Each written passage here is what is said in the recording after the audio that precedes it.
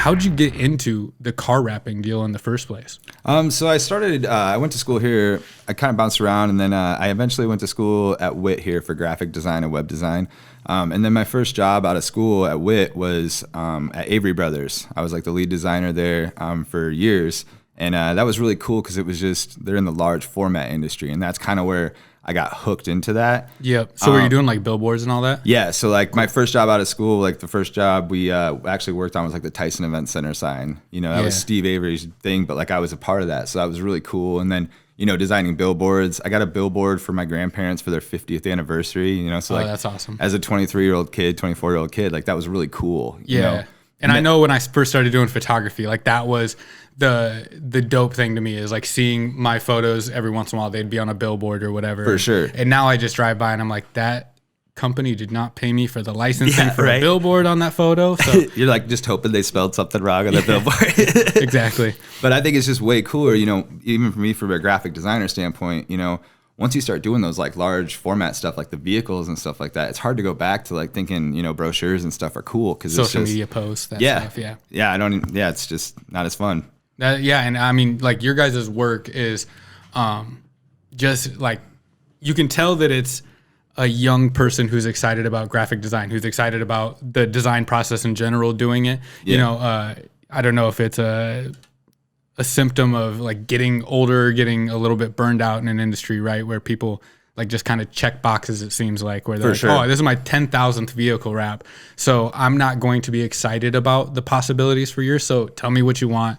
All right, we'll do that. Right. Where, you know, I've seen you like be able to kind of coach people on like, yeah, this would look really cool on your type of car or whatever. For sure. Yeah. I mean, and I think that honestly, when you have vehicle wraps, just because you like wrap it for your company, you know, if the design doesn't work for your company, it's almost, you know, just as bad, you know? So the design has to work, but then, you know, those fun ones, those crazy ones, which might be a little wild for some people, I mean, those are the ones that really get noticed. You know, the Snow Doctors one and stuff like that had a snowman push a lawnmower, like, it's kind of wild and out there, but like he gets so many hits off of that. Right. And I tell people all the time on advertising, just go crazy. Like going crazier is going to yield better results than like that one really cool Pinterest post that you saw that you wanted me to copy straight off. Absolutely. So I kind of cut you off, but we got to where you were doing billboards. So I was at Avery Brothers for like 3 years. And then, you know, I kind of like came to the end of the, you know, as far as I could go there. And then I had some buddies moving to Denver, so I kind of just hopped on that train. And Denver is like one of the hubs in the country for vehicle wraps, where it's the biggest and, you know, best or whatever. And there's just so much of it. So I was out there for like 6 years, and I had various jobs. Like the first job was like a mom and pop shop, and then the next one it was more of a corporate company. So as the art director there, like I handled all of New Belgium's work across the country and stuff like that. But it was really repetitive, so it wasn't that fun. So then I started a business, and I was just the designer for like 5 different wrap shops out there. Yeah. So, I mean, they were just doing a ton of work. So I was just designing, you know, that like 5 times that much, you know, for all these places. So I just got a ton of experience in like the 5 years that I was out there. And then I would come back here. I got family and stuff here, and I kind of saw a void for it here. And then I decided to go do the training for the install and come back and start up a business. Right. And I've been, you know, I've a few friends in a few like similar, more like trade industries, which I would consider being able to wrap cars a trade, right?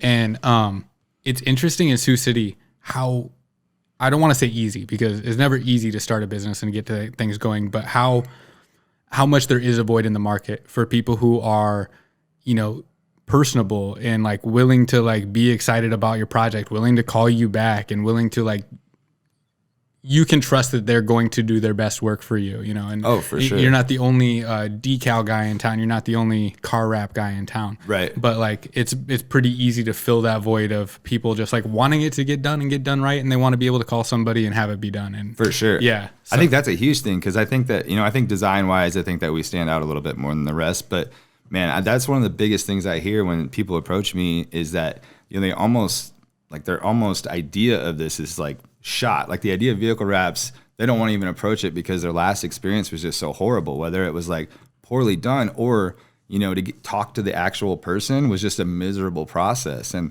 I mean, I love this stuff. So I try to get people excited about it. And if I'm able to excite them about it, then they just want to keep doing it over and over because I Yeah. made it easy and an enjoyable experience. And I'd say outside of like in the automotive industry, outside of the like the body shops, the more corporate-y body shops, the more corporate-y, collision centers, any of that type of stuff. Once you start getting into car customization, it quickly becomes a cesspool of really sketchy characters. And trying to navigate that because, I've always had cars that I customized as well. And it's like trying to find that one person in town who like you don't feel is scamming you the entire time is a rare thing. Yeah. And then the color change stuff, it's kind of pricey, but then at the same time, I mean, like it's really easy to spot a good install, in which I think that, we take the necessary training and stuff so that, we can do that for an affordable price because it gets a little bit cheaper every time too. So, as the years go on, so it's a little bit more affordable. And I think more people are kind of going to start to jump on it now. Yeah. Yeah. So, I mean, I guess when you went from seeing a void in Sioux City to this is a pet peeve of mine when I'm like listening to entrepreneurs who I'm really excited in tell their story and they'll go, I saw a void and then I started a business, right? Like what you saw a void, but how did you go from living in Denver to I'm moving to Sioux City, I'm starting a business. These are the ducks I got in a row and these are the things I put in place. Like how did that work for you? So I was actually had a long-term girlfriend type thing going on right before I moved back. And I was kind of thinking about it anyways. And then so what I was doing was, because I already did design and sales out there, I was coming back here and like, kind of hustling up jobs and stuff. And then I would fly installers in to actually do the work. But then that turned into, missing flights, or they would come here and they would go out and party and stuff like that. And, once I had to like eat the cost on a couple of them, I was like, screw this. I'm going to go do the training myself. And then so I can just offer all sides of the business. Being an entrepreneur would be the easiest thing in the world if everybody was a good employee who you hired. Right. Yeah, that's the hardest thing, man. And that's why I tried hiring just some kids and stuff, or like, somebody that wanted a job. But, you got to, your hire has to want more than just a job out of it. So that's why a while back I decided that I was just going to handle all of it that I could and hold out. I had my 2 people in mind from the get-go, and then we just brought the first one over full time. But, he's not just some kid that you're paying $14 an hour to install graphics. I mean, this is a rock star that, I'm investing in, and he left his career to do this with me. Nick is a rock star. Shout out to Nick. Yeah, Nick, you are a rock star. Now get back to work. Yeah. There you go. I hope you guys are listening to this in the, in the garage together. Yeah. While you're doing a rap. Yep. I'm going to blare up the volume on this part. There we go. Yeah. So, I mean, I guess, did you have any experience with starting a business before? Not really. Nope. Okay. No, not really. Nice. So you're kind of like me then. You like really just like figured it out all on the fly. Like, yeah. And it's that somebody tells you, oh, are you insured? And you're like, wait a second. Right. I have renter's insurance. I got car insurance. What else I need to pay insurance on? Oh yeah, man. And it's kind of like, and I didn't start off with like a big backing or anything either. I had a little bit of money when I came back and started moving. So, I mean, I did everything myself, and, it took 3 years, and now I can start to actually kind of, start doing some of those things that maybe should have been properly done more in the first place or whatever. But yeah. Yeah. Sorry, Mr. Taxman. We'll catch up sometime. Yeah.